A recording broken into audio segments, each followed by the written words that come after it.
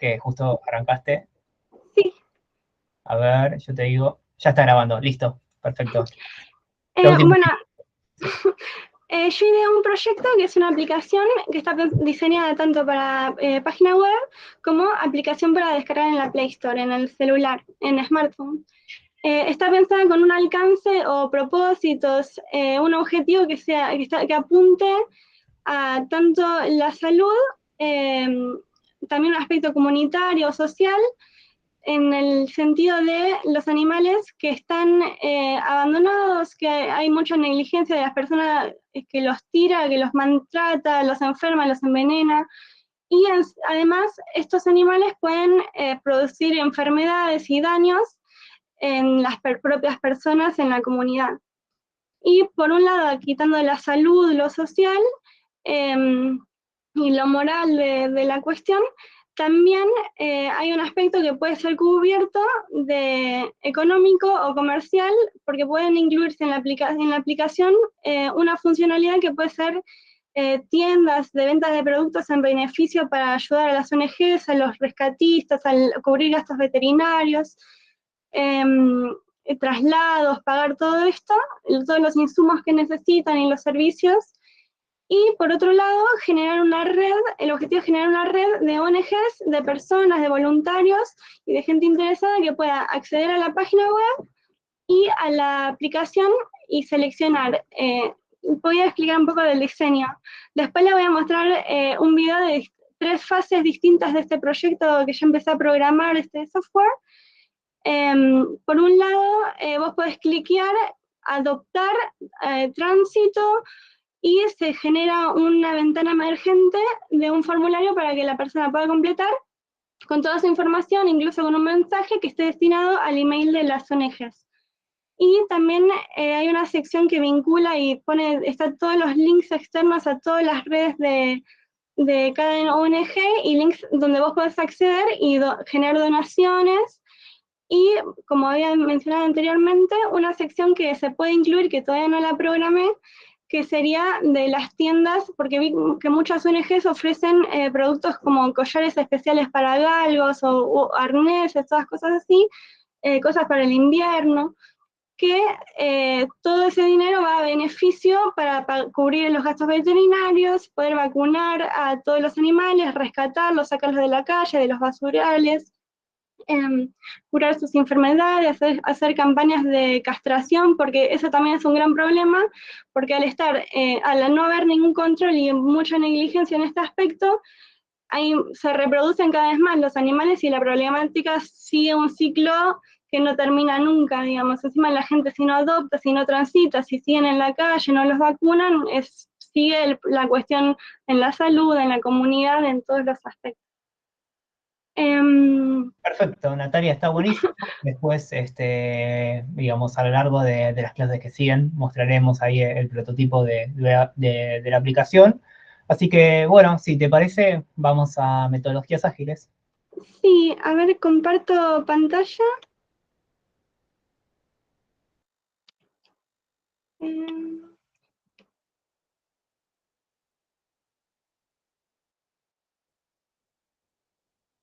Acá. ¿Se ve? Ahí se ve. Buenísimo. Es una presentación rápida, no quiero hacer ni muy densa, quiero que sea dinámico. En Hablando de principio, lo, hablando de lo ágil, justamente, está bueno, congruente con esto. bueno, esta, ya que estoy, es una plataforma que se llama Prezi, con Z, que es muy buena, a mí me encanta el uso desde que estoy en el colegio, y es como un PowerPoint, pero con más animaciones y más interactivo. Vos podés poner una imagen, distintas diapositivas. Bueno, a ver, para que estoy acá.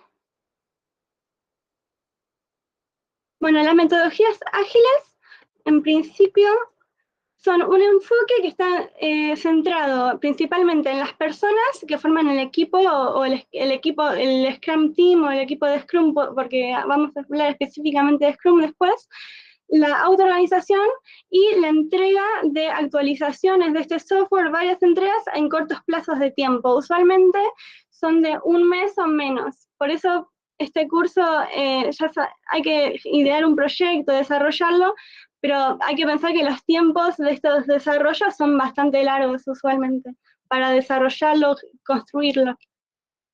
Y está enfocado en los resultados. Por eso les decía de que me gustaría que esta clase de metodologías ágiles se la puedan llevar también porque justamente está enfocado en eso. Es importante también señalarlo, digamos, de que estas son, prácticamente no hay empresa que trabaje en ciencia y tecnología que no utilice metodologías ágiles. ¿Sí? Ustedes saben que cuando se van a presentar en algún trabajo o lo que sea, no solamente les piden, digamos, conocimientos técnicos de un determinado software, sino que además a cualquier programador o a cualquier analista le piden que conozca las metodologías ágiles, porque es principalmente el marco de trabajo en cualquier empresa internacional o nacional que se dedica a la ciencia y la tecnología. ¿Sí? Se utiliza mucho en consultoras, ONGs, organismos internacionales, y es algo que si a alguno de ustedes les interesaría trabajar ahí, es algo que yo lo recomiendo certificarse también y ponerlo en el currículum. Así que, bueno, sí, Natalia, gracias. Bueno, por un lado quiero especificar qué es el desarrollo de software, que son, muy en síntesis, es un conjunto de instrucciones que vos le estás dando a la computadora para todas las necesidades del cliente, del usuario, todos esos propósitos, esos fines a que estás apuntando, comerciales, de salud, comunitarios, sociales, de qué manera, a través de la tecnología, de la innovación, con un equipo altamente cualificado en estas herramientas, cómo dar esa solución, ese problema que planteaste, esa necesidad en la sociedad, lo que ustedes estén pensando en todos los proyectos que estuvieron hablando hoy, cómo a través de esa tecnología, con instrucciones a una computadora, podrían, por ejemplo, hacer el mapa interactivo u otros proyectos que puedan estar pensando. Bueno, el software es un producto intangible de contenido intelectual, por lo que ya acabo de decir, y no sufre desgaste. Esto es muy importante porque justamente en las metodologías ágiles se usan dos procesos, el incremental y el iterativo. Por un lado, se busca hacer como dividir este proyecto que ustedes tienen, dividirlo en diferentes partes lo más simplificado posible, en partes pequeñas que después se van integrando a un conjunto, por eso incremental. E iterativo porque cada ciclo de vida, cada fase del ciclo de vida de este proyecto, del software que estén ideando, se revisa y se pueden encontrar nuevas necesidades. Lo bueno de estas metodologías ágiles es que, en oposición a las tradicionales, no es que se piensa todo el problema en una primera instancia y cada fase, cada tarea que se va a resolver y después se hace y listo. En estas metodologías siempre al final de cada fase, de cada parte del ciclo que está dividida en partes simplificadas, siempre pueden surgir nuevos problemas, nuevas necesidades, y algo muy importante también es tener comunicación con el cliente, los usuarios o las empresas que estén interesadas para justamente comunicar, que haya transparencia y conocer nuevas necesidades y problemas que surjan en el desarrollo también. Perdón, si llegaron a leer, lo paso a lo siguiente. Bueno, los procesos ágiles tienen requerimientos y justamente, como acabo de decir, cambian rápidamente. Por eso es muy importante la adaptabilidad y aceptar los cambios también, no estar rígidos en un método, en una tarea y en unos tiempos. Puede cambiar el presupuesto, pueden cambiar mucho los tiempos a medida que se va desarrollando y presentando nuevas problemáticas. Y está enfocado especialmente en entregar el software funcional de forma rápida a los usuarios. Por eso, por ejemplo, el producto mínimo viable, el MVP, es muy importante que sea mínimamente funcional, valga la redundancia.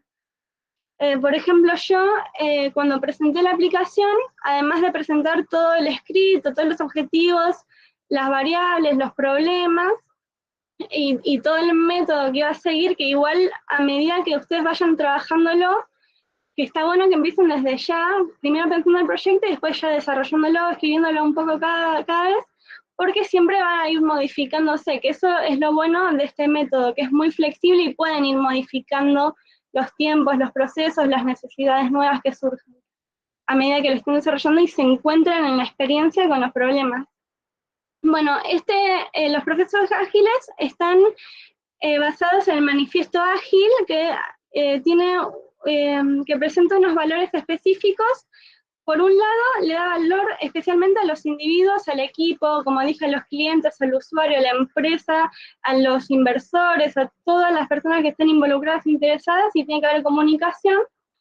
El software tiene que funcionar. En principio, aunque sea lo más mínimo simple, yo en la aplicación lo primero que programé fue que vos puedas ver toda la galería con todos los animales, que esté un menú, que haya accesibilidad, que sea responsivo, y que vos puedas verlo, cliquear y poner adoptar, y te sale el formulario y ya tenés toda la ONG que tiene toda tu información, y te van a contactar y vos ya podés adoptar y ya empieza a transformarse un poco el escenario que nos importa. Y bueno, como dije, tiene que haber colaboración, no negociación contractual de imponer cosas, tiene que haber una comunicación, colaboración y flexibilidad, cambiar de acorde a los problemas de uno y a las necesidades del otro y los intereses involucrados, que pueden ser varios, e ir adaptándolo al proyecto y al desarrollo. Y bueno, tiene que haber respuesta ante el cambio. Estos son 12 principios, que es medio largo y no quiero tampoco sacarles mucho tiempo, pueden leer un poco por encima, pero en otra diapositiva les voy a mostrar los elementales que comparten todos los métodos ágiles, porque los procesos ágiles no es solo Scrum, hay muchos más. También pueden implementar timeboxing, pueden implementar uno que se llama eh, eh, póker, algo con póker, que es toda una metodología distinta, pero que estos principios, estos valores se comparten entre todos. No es solamente Scrum.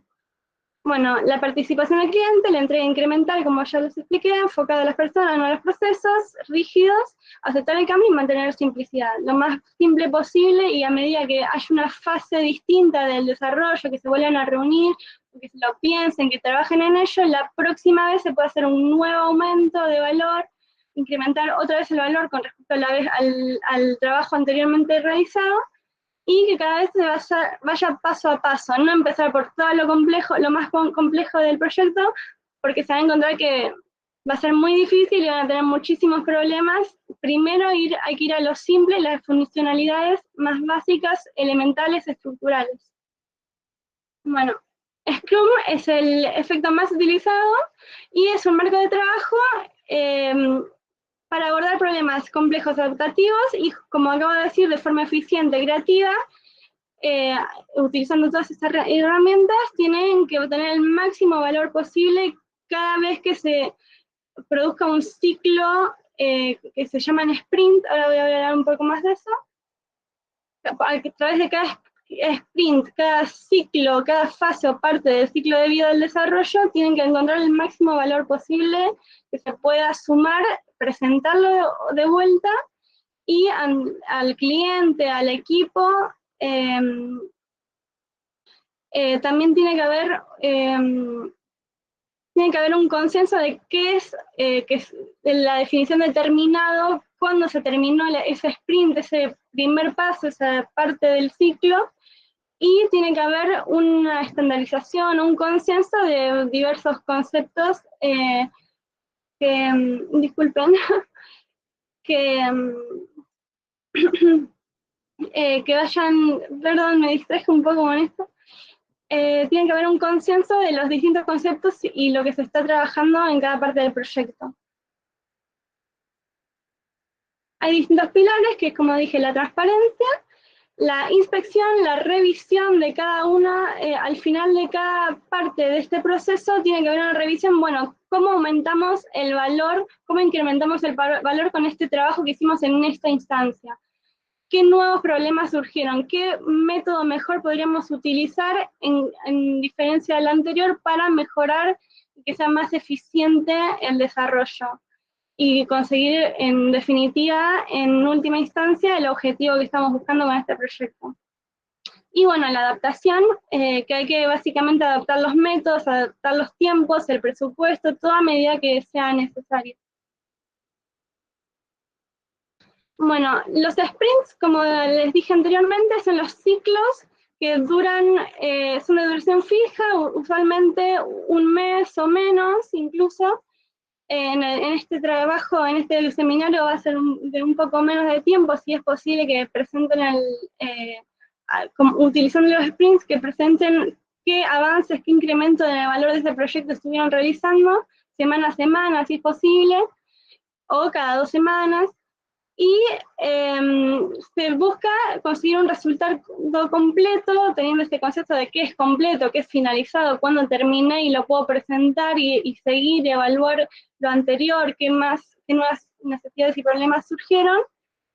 Y bueno, acá les voy a mostrar un poquito de los roles. Si hay un equipo, idealmente en los equipos de Scrum son de 10 personas o menos. Usualmente son grupos pequeños, justamente para que cada uno pueda comunicarse y su punto de vista y sus distintas propuestas y las tareas que va realizando y las diferencias de criterio que tengan, es mucho más ágil si es menor cantidad de personas.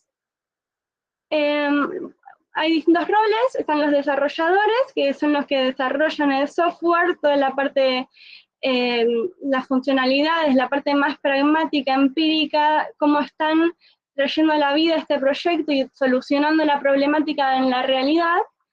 Los propietarios del producto y el Scrum Master, que es como el encargado de asegurar la metodología y el que define los conceptos, como había dicho anteriormente, cuándo está terminado el sprint, qué significa, qué es suficiente, qué es eficiente, todo esto.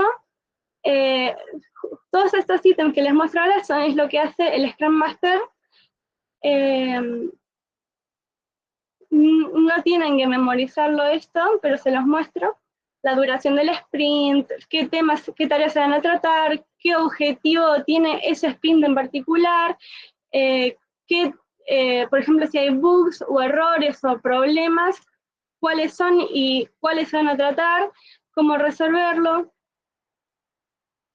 Y hay diferentes artefactos también. Por un lado está la pila de producto o el Product Backlog, que se lo pidieron, me parece, en el mail de la materia, hacer una lista ordenada de todos los trabajos que hay que realizar en la planificación, en la reunión de sprint. Sí, ahí Natalia quería hacer, digamos, una aclaración, subrayen esto, digamos, del backlog, ¿sí? Porque por lo general, no sé si alguna vez lo habrán visto, tiene que ver con una pizarra, que bueno, para eso podemos utilizar, lo pueden hacer a mano, o lo pueden hacer con alguno de los software que les mostremos, que les vamos a mostrar, que son Jira, Azure DevOps, Trello, etcétera, con la lista de tareas que ustedes fueron, que ustedes tienen que hacer y las que van a ir realizando a lo largo de estas semanas, ¿sí? Donde tienen que poner, bueno, les falta, está por hacerse, la estoy haciendo y ya la finalicé. ¿Sí? Es un pizarrón,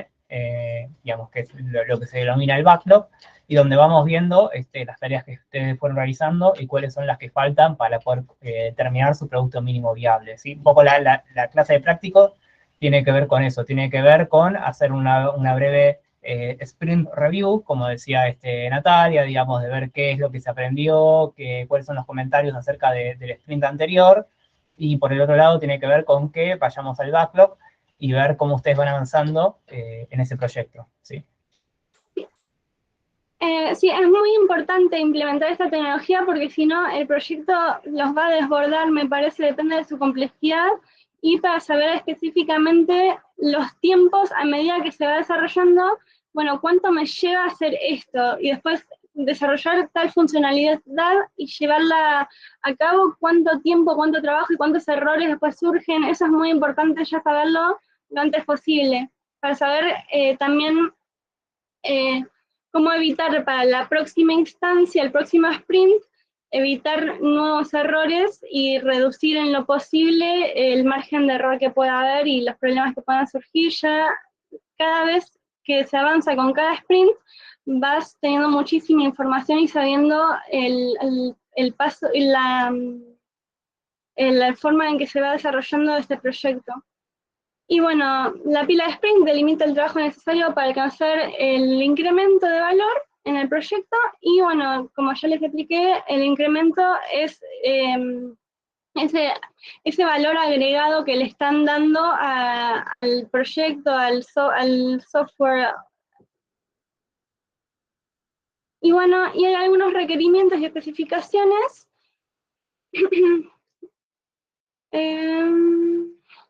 que son funcionales o no funcionales. Por un lado están los requerimientos de sistema, por ejemplo, el mapa interactivo. Tiene que haber un mapa, puede haber selecciones que el usuario puede interactuar y que haya animaciones y distintas transiciones de página, poder subir PDFs, qué es lo que se necesita, formularios, qué tipo de base de datos y qué hacer con cómo administrar esos datos, para qué.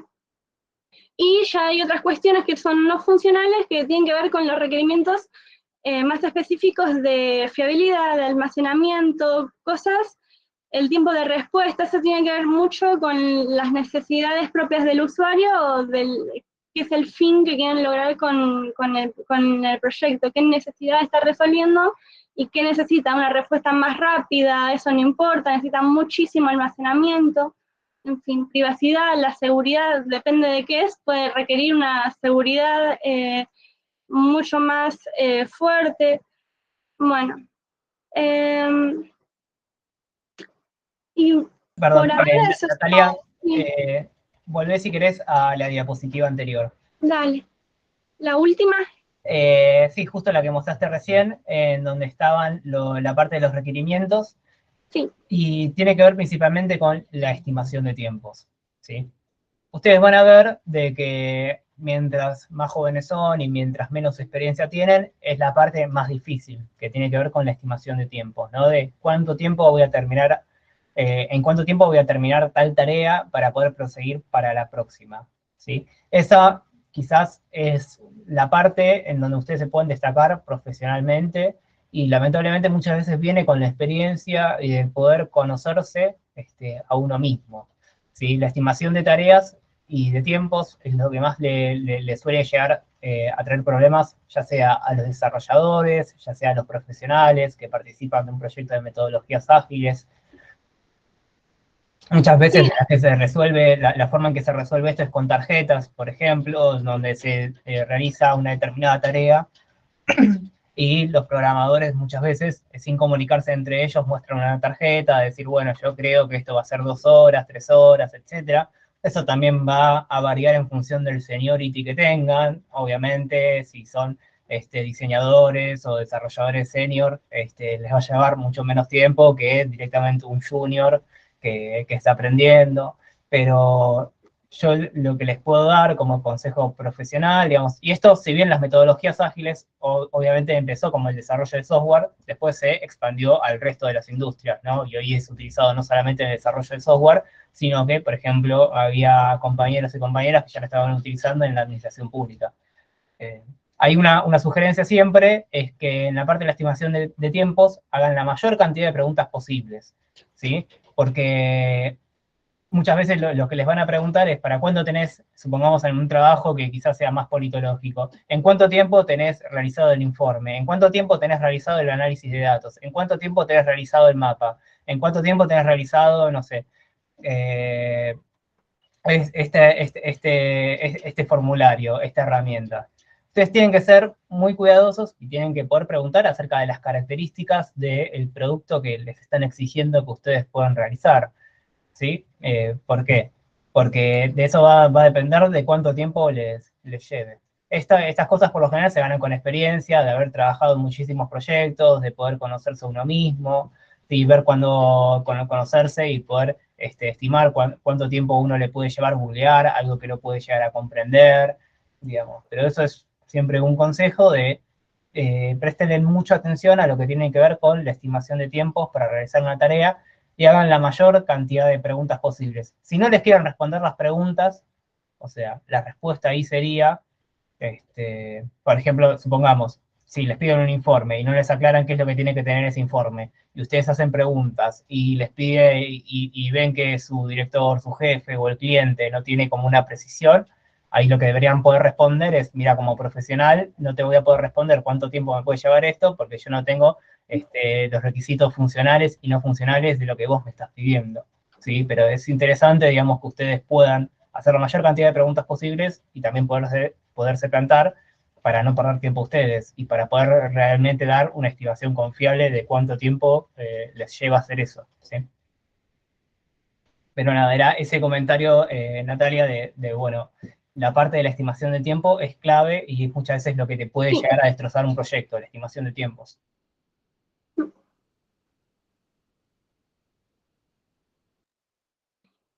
Y bueno, eso es todo por ahora. Si querés, Natalia, volvé un poco a la Sí, parte de roles. Ah, dale.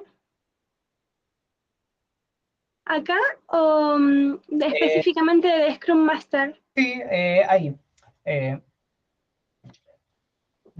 por lo general, digamos, los roles dentro de un proyecto Scrum, sea que obviamente los desarrolladores suelen ser programadores, pero después lo que tiene que ver con el Product Owner o con el Scrum Master, muchas veces son profesionales de las ciencias sociales, ¿sí? Por ejemplo, en el último proyecto de Scrum que yo trabajé, la Scrum Master era una doctora en historia, por ejemplo, era una historiadora, obviamente con certificaciones de metodologías ágiles, digamos que después realizó cursos sobre metodologías, sobre Scrum, se certificó, etcétera. Pero lo que tiene que ver con el Product Owner, que también tiene que lidiar con el contacto del cliente, evaluar bien las funcionalidades, etcétera, y lo que tiene que ver con el Scrum Master, son disciplinas que tienen que ver con la gestión. Y no es necesario tener un gran conocimiento técnico de la parte del desarrollo de software. Y es ahí en donde suelen intervenir digamos, los profesionales que están certificados en esta metodología de proyectos, ¿sí? Que ya les digo, por lo general se encuentran en esta parte, en la parte del Product Owner y en la parte del Scrum Master, ustedes encuentran profesionales de todo tipo,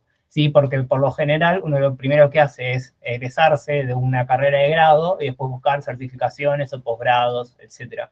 Pues es que de repente puede haber un Scrum Master o un Product Owner que sea economista, que sea licenciado en comunicación, en marketing, en historia, en antropología, en administración, o lo que sea, o muchas personas que quizás son ingenieros, etcétera, pero que ya son ingenieros que se dedican a ser product owner o Scrum Master y ya no tienen ni idea de cómo era programar, porque programar lo vieron en la facultad, se lo olvidaron.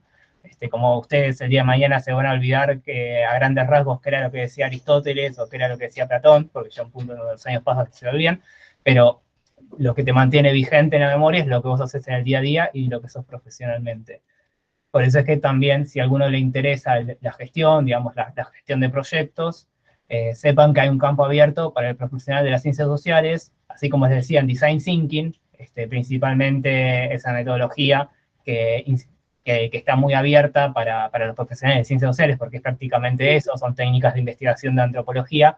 Acá lo que tiene que ver con el Product Owner y con el Scrum Master es muy común en la industria que ese puesto no sean los desarrolladores, sino que sean profesiones más vinculadas con la gestión y con las ciencias sociales. De hecho, lo que suele pasar muchas veces es que los propios desarrolladores rechazan ser product owners porque no quieren tener contacto con el cliente, no quieren lidiar con otros programadores, no quieren negociar, no quieren dedicarse a tareas que requieran más habilidades blandas, entonces prefieren seguir programando y especializándose en un determinado lenguaje de programación, una determinada librería, y muchas veces los desarrolladores le rehusan a eso y por lo general la suele tomar otro tipo de profesionales. Así que les digo, si en el futuro esto que les explicó Natalia les interesa para seguir creciendo profesionalmente, sepan que hay un gran campo abierto en lo que tiene que ver con las metodologías ágiles y lo que tiene que ver principalmente con Scrum, en los roles de Product Owner como en los roles de Scrum Master, que tiene que ver gestionar recursos humanos, gestionar tiempo, gestionar conocimiento, gestionar saber técnico, ¿sí? Eh, es eso. No sé si Natalia terminaste, querés agregar algo más. Eh, parece que ya dijiste todo. Acá está más específico lo del Scrum Master, cada tarea que hace, cómo colabora con el propietario de producto, pero me parece que ya repasé todo. ¿Tienen alguna pregunta?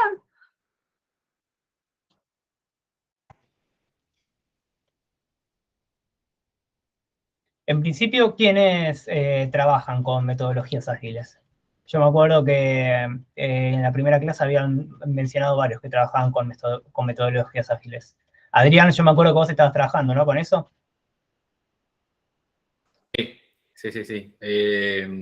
Sí, trabajamos con metodologías ágiles recién en este nuevo laburo en la Secretaría de Innovación y Transformación Digital, pero antes no.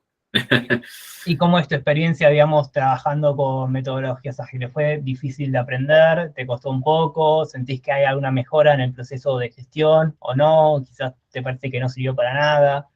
No, la verdad que esta comparación que puedo hacer, o sea, de nunca haber trabajado con metodologías ágiles ahora, la verdad que organiza muchísimo el trabajo, te permite como ir puliendo en cada sprint el trabajo. Con las retro podés agarrar y saber o hacer un balance de los proyectos que surgieron en cuanto a, bueno, a ver, dificultades, esto, bueno, se presentaron estas dificultades, se presentaron estas oportunidades, bueno, para el próximo proyecto, ¿qué podemos mejorar? Esto y esto y esto. Como que sirve para organizar el trabajo, hacerlo como mucho más eficiente y la verdad que una mejora bastante significativa en cuanto a calidad de laburo y todo. Perfecto. ¿Quién más, digamos, tiene experiencia trabajando con metodologías ágiles?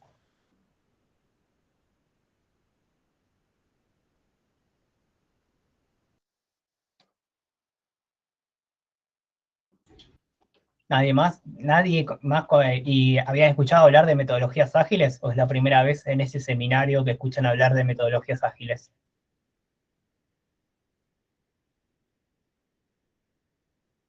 Yo no diría que trabajo puramente con metodologías ágiles porque depende mucho del proyecto, por lo menos en donde trabajo yo.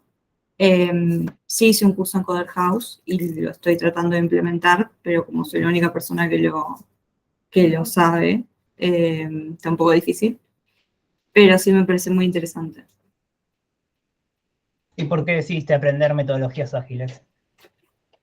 Trabajo en gestión de proyectos, así que Actualmente, medio que va de la mano. por capacitación, perfecto. ¿Quién más escuchó hablar de metodologías ágiles o si directamente nadie escuchó hablar de esto?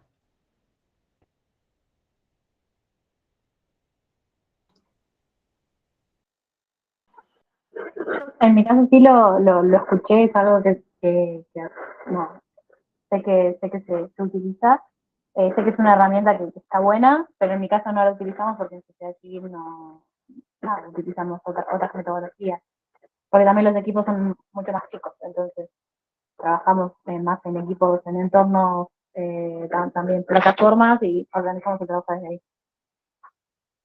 Perfecto.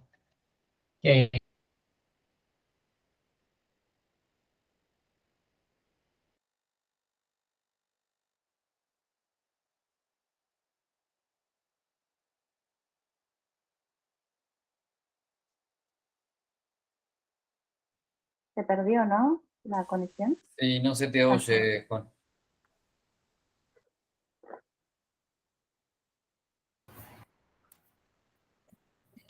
Hola. Juan, ¿se perdió? Para que está yendo y viniendo. Ah, ok. ¿Cómo están? Estaba acá, ¿eh? Escuché varias cosas. ¿Ahí me vuelven a escuchar? Sí.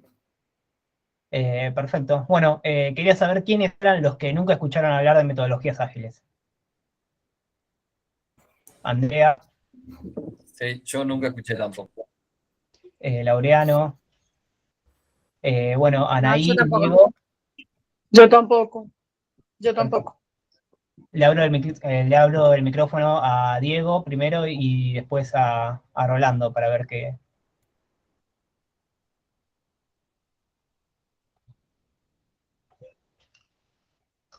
Sí, Diego, Rolando, vi que levantaron la mano, pero no sé si querían decir algo o...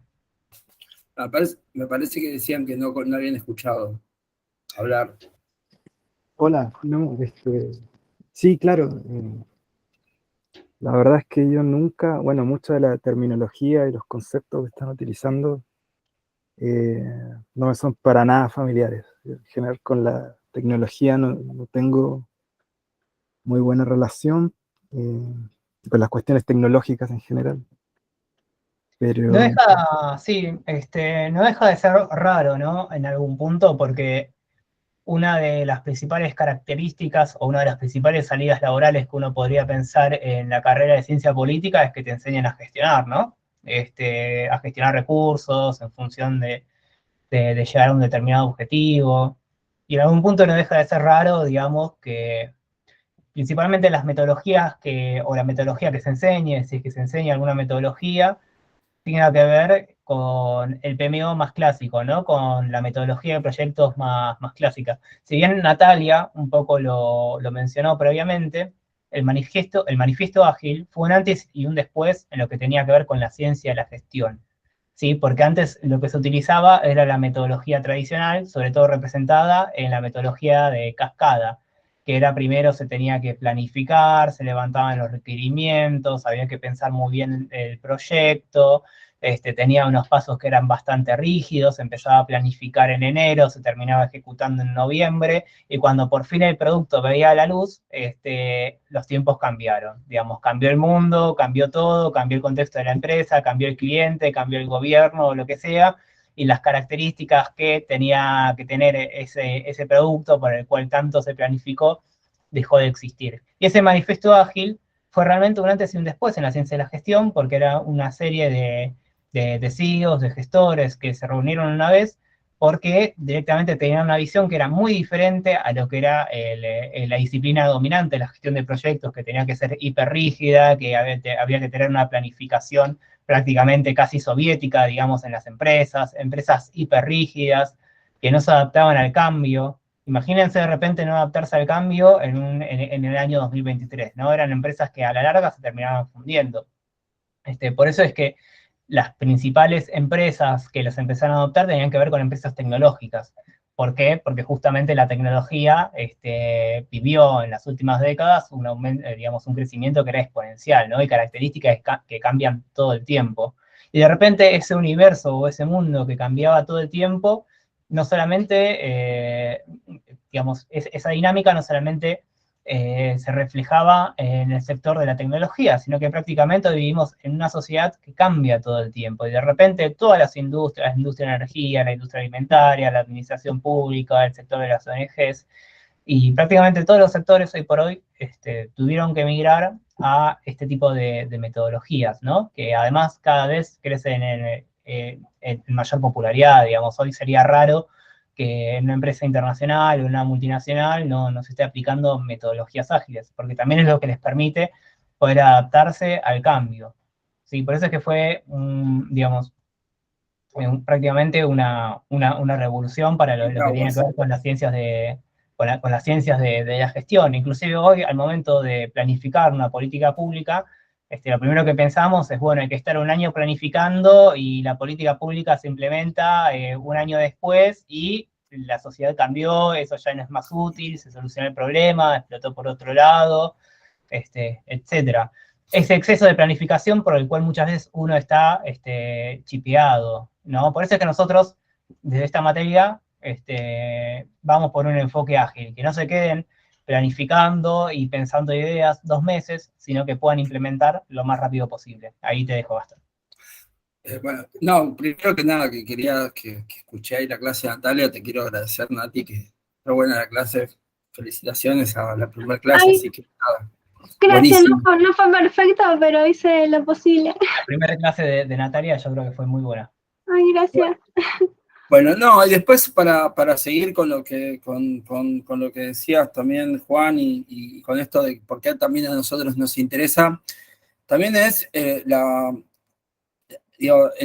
lo decías recién para las empresas, pero también para el Estado y también para las universidades, ¿no? Me ha pasado algunas veces, que bueno, también por esta dinámica de trabajar en vinculación, en mucha vinculación tecnológica o extensión, que bueno, hay que hacer tal cosa, ¿no? Entonces me pasó que en una universidad me dijeran, che, bueno, está buenísimo lo que decís, pero ¿por qué no te presentás un proyecto de extensión para que te lo apruebe el Consejo Superior? Entonces te da currículum. No, yo tenía ganas de hacer proyectos, no tenía ganas de hacer currículum en ese plano, ¿no? Entonces, ¿para qué? Digo, a veces que también algunos, ¿por qué no te armás un proyecto de investigación?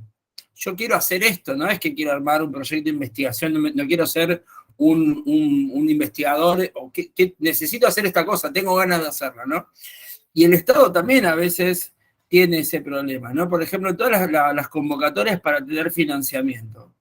Es que presentar, o financiamiento para proyectos de investigación. Tenés que hacer la investigación antes de presentar el proyecto. O sea, es como que vos tenés que, ya le hiciste la investigación, ya sos grosso, entonces escribís bien, pero el proyecto ya es como que está hecho. Entonces vos ganás el financiamiento una vez que ya lo hiciste.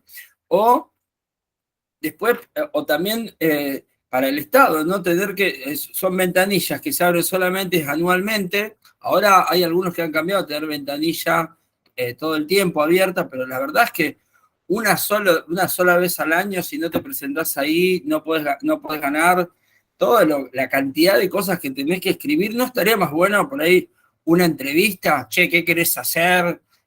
O algo más corto, porque si no lleva un trámite muy grande, ¿no? Es una cosa que se hace anualmente, o sea, un grupo de universitarios, un grupo que genera proyectos, solamente lo puede hacer una vez al año.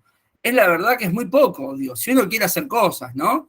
Entonces me parece que en ese plano es que hay que, digamos, yo por otro lado no digo que no haya que investigar sobre el tema, ¿no? Me parece que está bueno tener algún tipo de marco, hacer una investigación mínima de lo que queremos trabajar, eso está bien. Digo, no empezar de cero, sino ver que eso es lo lindo, lo bueno que tiene la universidad, no poder pararse sobre el trabajo que han hecho otros, ¿no? Eso es una potencia. Pero excepto eso, después toda una serie de cantidad de cuestiones rígidas que a veces son más formales. Y en ese sentido hay también toda una crítica a lo que es el formalismo en las ciencias sociales, ¿no? Al cómo sí, hagamos como es esto. A mí no me gusta hacer la tesis, pero tenemos que hacerla igual. Bueno, ¿por qué tenemos que hacer así? ¿Por qué no podemos hacer realmente lo que queremos? Porque si no, todo es un como sí, ¿no? Vamos al Congreso donde se empieza a hablar un montón y el momento que realmente se tiene que hablar son 3 minutos y se termina. Entonces hay que empezar de una, ¿no? Entonces me parece que eso está bueno y que me parece que es una crítica también, ¿no? Las metodologías ágiles también es como un antimetodología, tiene cierta cosa de antimetodología o de crítica a la metodología tradicional, ¿no? Eso me parece que está bueno y que nos sirve para no quedarnos ahí en esa arena, digamos, de que no podemos salir, que hay que terminar todos proyectos larguísimos, que después difícilmente se cumplen, ¿no? Como que la instancia más tediosa es la presentación del proyecto, cuando en realidad lo que debería hacer es más o ir al territorio o de generar el proyecto que haya que generar. Nada, eso, una Y pequeña... además muchas veces es justamente el motivo por el cual, digamos, este manifiesto ágil se adoptó tan rápido, tiene que ver con que las condiciones de un proyecto cambian. De repente vos hiciste un proyecto de investigación sobre el COVID, etcétera, y se terminó el COVID y de repente se abre todo y de repente ya estás pensando en otra cosa y el tema ya pasó y de repente estás investigando una determinada tecnología que desaparece. Estamos en un mundo que es tan cambiante que realmente tener una planificación, digamos, de las tradicionales se hace cada vez más difícil. No estoy diciendo que sea imposible y no estoy diciendo que en algunos sectores, por ejemplo, sirva. Por ejemplo, en lo que tiene que ver con infraestructura, ¿sí? Las metodologías tradicionales, lógicamente, se siguen utilizando, porque construir de repente un puente o una central atómica, lógicamente el enfoque que se utiliza es el de las metodologías tradicionales, de que hay todo un proceso de planificación que sigue, que sigue pasos que son extremadamente rígidos. Además, cada metodología utiliza un software específico. La gestión de proyectos tradicional utilizaba históricamente y sigue utilizando un software que se llama Microsoft Project, que es el que mejor refleja, digamos, este tipo de planificación tradicional. Marco lógico de CEPAL, si bien todavía se está tratando si bien cada vez se incorporan más herramientas para hacerlo un poco ágil, todavía sigue siendo una metodología, digamos, que se dice como predictiva o tradicional, etc. Y después les vamos a dejar como bibliografía los intentos que hay en los distintos países y algunas iniciativas que hubo acá en Argentina que tienen que ver con incorporar las metodologías ágiles al gobierno, ¿sí? Y pensemos, por ejemplo, en un caso muy puntual que tiene que ver con la presentación del presupuesto, ¿no? Donde de repente se aprueba un presupuesto. Por lo general, el proyecto de ley se empieza a redactar todos los años a partir de septiembre, se negocia en el Congreso, se vota, en donde vos de repente el año anterior tenés que estimar el precio del dólar, por ejemplo, tenés que estimar la inflación, digamos, y todos sabemos que es muy difícil que un proyecto de presupuesto pueda estimar cuál va a ser el valor de esas variables claves. ¿Por qué? Porque de repente te estalla una pandemia y ese presupuesto lo tenés que tirar a la basura, por ejemplo, porque vos no habías planificado que ibas a tener que salir corriendo a conseguir vacunas y a comprar barbijos, porque era algo que no estaba planificado y fue una situación mundial. Lo mismo, te estalla la guerra de Ucrania, o hay una sequía, ¿sí? De ahí de todas las críticas que se le hacen a esta metodología de formulación de presupuesto tradicional, en otros países hay distintas iniciativas de presentar un presupuesto ágil o un presupuesto por resultados, ¿sí? Ahí le voy a, por ejemplo, pasar un poco de bibliografía que tiene que ver con la implementación de este presupuesto por resultados, que justamente lo que permite es más agilidad en la formulación de presupuesto y que de repente vos veas que, por ejemplo, en octubre o noviembre estimaste que ibas a tener un precio del dólar el año próximo, no sé, a 400 pesos, y de repente ya en enero, febrero, 2 meses que lo probaste, ya tenés un aumento del dólar gigante y eso ya te desbalancea todo el presupuesto, ¿no? Y cómo la administración pública de a poco trata de adaptarse a este manifiesto ágil. Eso se lo vamos a dejar un poco en la bibliografía. Ahí estoy viendo un poco el comentario de Rolando. Rolando, no entendí tanto el comentario. No sé si te podés explayar un poco más. No, nada, era básicamente que hay algunas ideas fuerzas, ¿no?, que se repiten. Por ahí estoy diciendo cualquiera, pero tratando de comprender un poco esto, ¿no?, que es como tan nuevo para mí. Cuando hablaban sobre todo de los ciclos cortos, los sprints, yo relacioné más que nada con estas cuestiones de la nueva gestión pública, ¿no? Esto de que digamos, en el momento anterior se intentó rebatir esta cuestión de la planificación a largo plazo, y que también es un poco de la sociología de las organizaciones, ¿no?, que se va mediando se tiene en cuenta el componente de conflicto social. Esto cuando se lleva la relación con la empresa, me imagino que es como similar a la relación entre el cliente y quien hace el producto, digamos. Tienen que llegar a una solución mediada, ¿no?, de lo que va a ser el producto final. Y en política la administración pública podría ser similar. No sé, es una idea. No sé Son ideas. A nosotros nos encanta, digamos, que se puedan vincular estas ideas con lo que ustedes ya venían estudiando. Evidentemente, claramente hay una vinculación en esto que tiene que ver con la sociología de las organizaciones, que tiene que ver con la adaptabilidad de las organizaciones, ¿sí? Las organizaciones que se adaptan son las que terminan sobreviviendo en el tiempo, ¿sí? Y las organizaciones que son más rígidas son muchas veces las que más les cuesta sobrevivir, ¿sí? De ahí de que principalmente se haya adoptado, sobre todo, en un entorno que sea más empresarial, si se quiere, donde las empresas justamente buscan adaptarse al cambio tecnológico para no terminar como terminó, no sé, por ejemplo, Blockbuster, ¿sí? Que de repente llega una plataforma, te cambia el modelo de negocio, llega una nueva tecnología, llegan nuevos hábitos y ya está. Y no te supiste adaptar y perdiste, ¿sí? Hoy por hoy, por ejemplo, está el nivel de competencia que muchas veces, que muchas veces tenemos en esta sociedad, donde de repente, por ejemplo, empezamos a ver como quizás una de las empresas más importantes del mundo y de la historia, como es Google, empieza a estar hackeada, inclusive a partir de los nuevos desarrollos. De repente, OpenAI, que es la empresa esta que desarrolló el chat GPT, empieza a hackearla, ¿no? De repente Microsoft anunció que va a hacer un convenio con OpenAI para poder utilizar la inteligencia artificial en su buscador de Bing.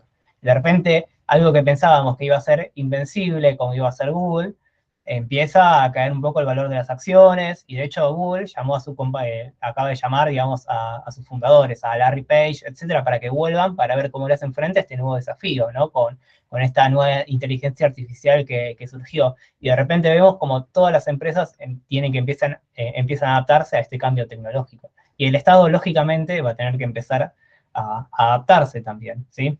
Es lógico porque así lo demanda la sociedad. Y lo mismo también lo vemos en la competencia electoral, ¿sí? Por ejemplo, esto, para ustedes, hablar, por ejemplo, de la irrupción del PRO puede ser la prehistoria, porque realmente para la irrupción del PRO habría que verse un poco, si bien uno podría considerar que el PRO, que Cambiemos, surge en el 2001, igual que el kirchnerismo, digamos, las nuevas tecnologías que incorporó el PRO a la campaña, a las campañas electorales, a partir de 2013, a partir de 2015, ¿sí? Fue un diferencial que sacó el PRO a nivel de competencia electoral, ¿no? De empezar a utilizar las nuevas tecnologías, de poder adaptarse frente a otras estructuras que quizás eran un poco más rígidas para adaptarse al cambio tecnológico y para adaptarse a ciertas visiones del mundo. ¿Sí? Como de repente, bueno, y inclusive eso obligó también a quizás a los partidos más tradicionales, como puede ser el peronismo, como puede ser el radicalismo, también. Hoy por hoy todos los partidos políticos utilizan las nuevas tecnologías, utilizan Big Data, utilizan Data Mining, utilizan el análisis de datos, utilizan las nuevas redes sociales para poder adaptarse a la competencia electoral, ¿sí? Después lo vamos a ver un poco cuando veamos un poco la parte teórica. Hay una clase que es sobre, bueno, la evolución de las últimas tecnologías y el panorama para 2023. Snapchat fue la red social más descargada en toda América Latina, ¿sí? Es decir, de que si uno fuese politólogo y quisiese trabajar en campañas electorales, una recomendación podría ser especializarse, perdón, Snapchat, no, me confundí, TikTok. Me especializaría en TikTok, ¿no? Porque de repente todos los partidos políticos van a querer y todos los candidatos van a querer estar en TikTok, ¿no? Al ser la red social más descargada y con mayor crecimiento. Entonces, bueno, también aquellos que en la competencia electoral logren incorporar este tipo de herramienta, muchas veces van a sacar una ventaja que no es absoluta tampoco, porque es verdad que en la elección juegan también otras cosas, pero bueno, como las distintas organizaciones, partidos políticos, empresas, etcétera, empiezan a adaptarse frente a este cambio, y ahí empieza un poco esta inspiración que hay en las metodologías ágiles. Así que, bueno, no sé si hay preguntas, comentarios.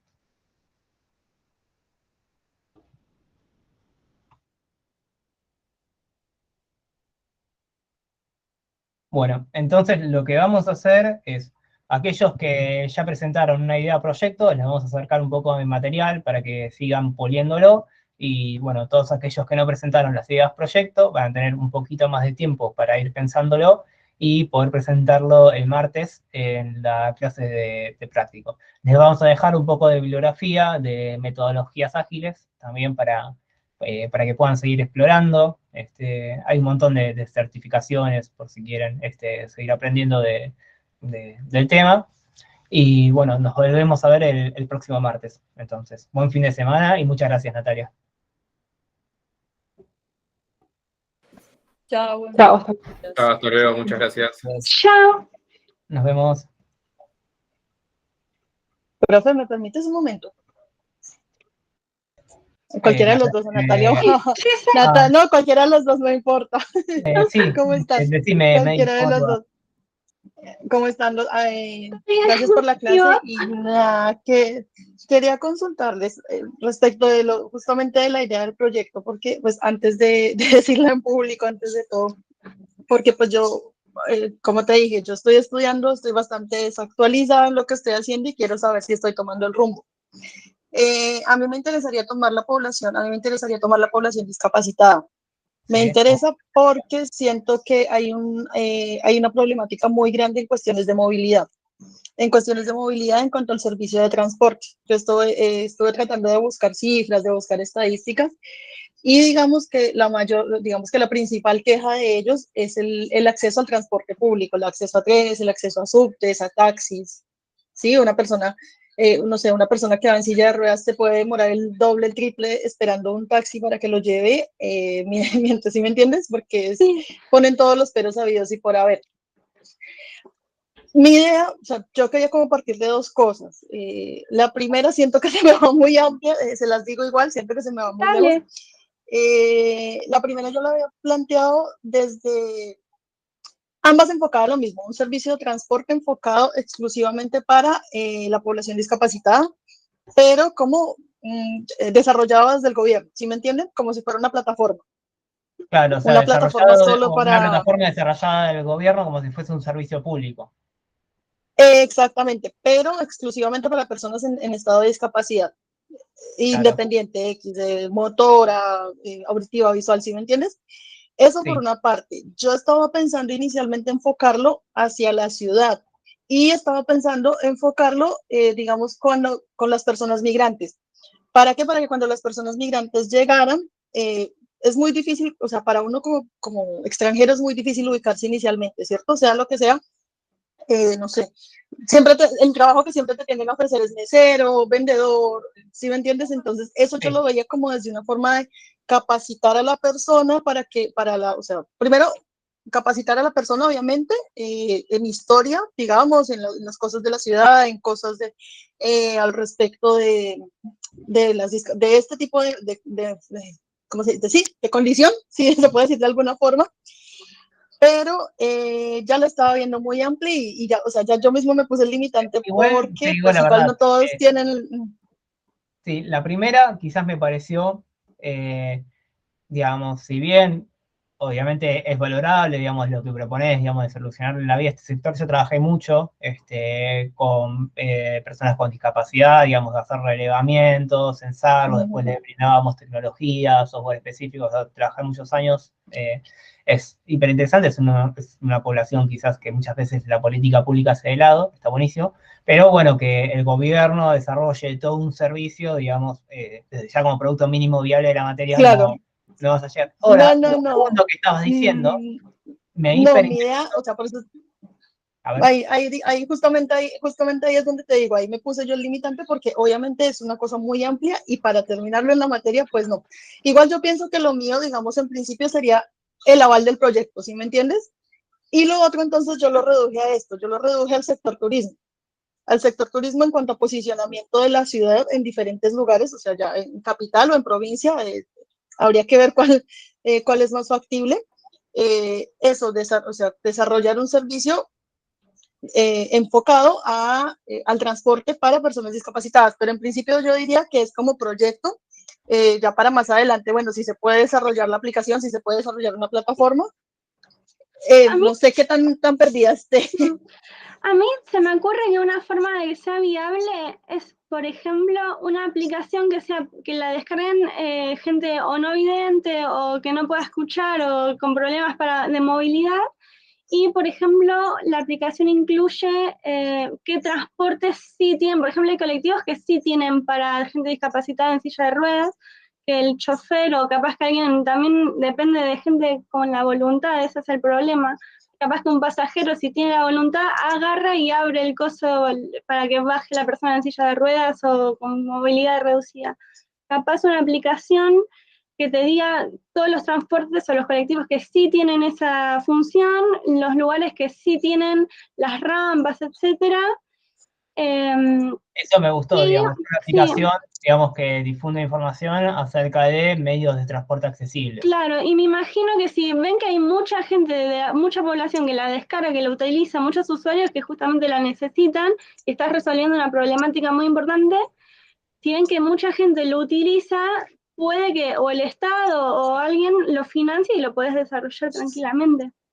Para mí es una buena idea. Digamos, la principal queja, y me remito a las cifras del censo, es que no hay, La realidad es que no hay información detallada respecto a la cantidad de población que hay con discapacidad, ¿me entiendes? Es un problema. Pero es una cosa, es un problema grande, pero es una cosa que yo veo mucho en la calle, personas en muletas, personas con... Sí, Yo misma me rompí una pierna y es complejo, ¿me entiendes? O sea, es, sí. conseguir un transporte apto que te facilite, ¿me entiendes?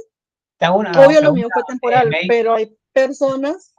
No, Dime. pero me parece bueno, yo para terminar de redondear. Y la segunda, vos me dijiste que era como una especie de curso, taller, para que las personas migrantes, no sé si lo entendí bien o no, puedan conocer un poco más acerca de la ciudad, acerca de su historia, su cultura. ¿Sería algo así o no o es otra cosa?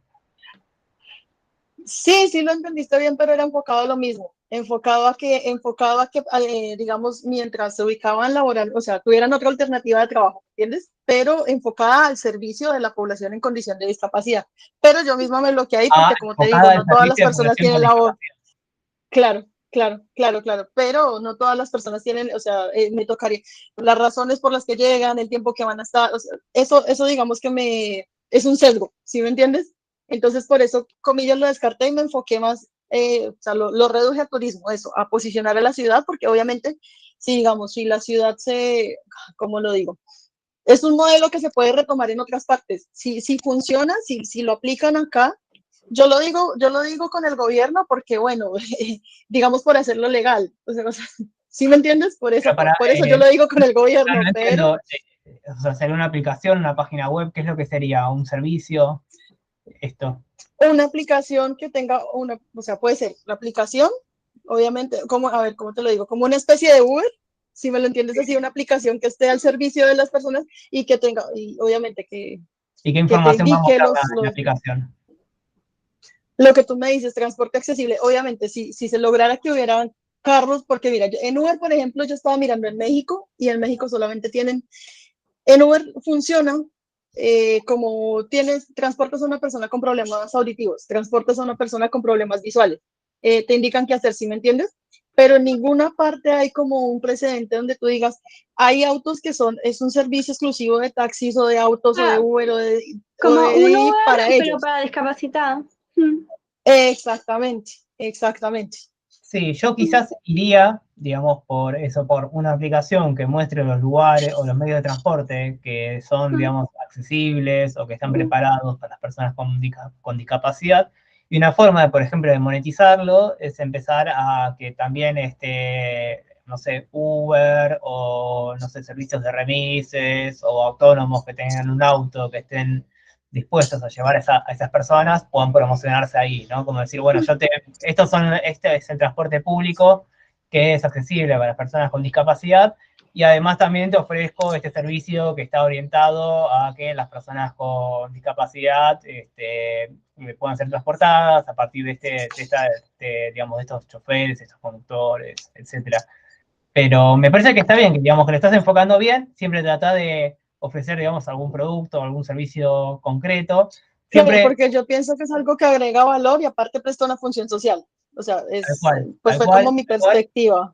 Siempre de monetizarlo y siempre mi consejo es tratar de pensarlo por fuera del Estado, porque ya cuando te metes con el Estado, digamos, o al menos como funciona en Argentina, es muy difícil que llegues, ¿sí? Salvo que negocies con, por ejemplo, esta directora de juventud del Senado que dice, bueno, yo como soy Yo directora... estaba pensando, no, yo en realidad estaba pensando con Copidi, espérame, te digo bien el nombre, se me escapa el nombre. Ellos, Nacional de Discapacidad. sí, la Comisión para la Plena Participación e Inclusión de Personas con Discapacidad, exactamente, con ellos. Yo estaba pensando como plantear el proyecto con ellos. Claro. Ahí sí ustedes me tendrían que darles indicaciones. Lleva su tiempo, ¿sí? O sea, yo lo que me enfocaría quizás es que sea un producto tuyo, un prototipo, y cuando vos muestres ese prototipo de aplicación, como vimos un poco en Design Thinking, digamos, les va a cerrar de otra forma que ir con la idea, sino que vos... Me mataste con lo de las herramientas, me mataste con lo de las herramientas tecnológicas, pero yo supongo que ustedes irán explicando a lo largo de la clase. Explicando a lo largo del tiempo, te podemos pasar programas que te permiten realizar tu aplicación sin la necesidad de programar, ¿sí? O en última instancia un programa donde vos puedas diseñar un mockup, ¿sí? Como hizo Adrián, viste que mostró las pantallas. Que son programas que te permiten diseñar las pantallas de la aplicación, digamos, el mockup, y vos con eso, bueno, para empezar, esta sería la aplicación en sí, tendría este nombre, tendría este logo, estos serían las pantallas, etc. Pero seguramente igual vayamos a que la puedas construir vos la aplicación utilizando ciertos software que te vamos a estar compartiendo. Pero bueno, venís bien, May, la verdad que la idea es interesantísima. Algo que se me ocurre, por ejemplo, podés agregar, viste que hay bibliotecas y otros lugares que son culturales específicamente para gente o que no puede ver o que no puede escuchar, esas cosas, además del transporte, podría estar incluida también. Sí, Entonces, sí, que o una ofrezca página todo, web. hoteles accesibles, y de paso Sí, tenés sí, como sí, Claro. todo lo que se te ocurra. bares, restaurantes, Claro, etcétera. porque, o sea, digamos, a mí me llama la atención. No solo que lo he visto, se los cuento como anécdota personal. Mi esposo trabaja con un taxi. Entonces también, o sea, también por las historias que él me cuenta, por ejemplo, en estos días llegó una chica brasileña, una niña brasileña, y no podía ir a ver la Mafalda de San Telmo Perdón, porque estaba en silla de chicas, ruedas yo y me nadie tengo que... la quería yo tengo que llevar. cortar porque mi novia después me mata, pero si quieren pueden seguir Disculpa. charlando ustedes, pero para mí va muy bien enfocado esto que estamos pensando, May. Creo que Natalia ahí dio una clave de posicionar también bares o lugares que sean accesibles. Como También para hay poder empezar a talleres y lugares que ofrecen trabajo para personas con distintas necesidades, distintas Bueno, condiciones. Profe, chicas, pero no se va muy amplio. las dejo. Chao, profe, que te vaya bien. Seguimos hablándolo. Ustedes si quieren sigan cualquier cosa. Nos vemos. Hasta luego. Natalia, ¿me Chao. regalas un momentito más o...? Obvio, sí.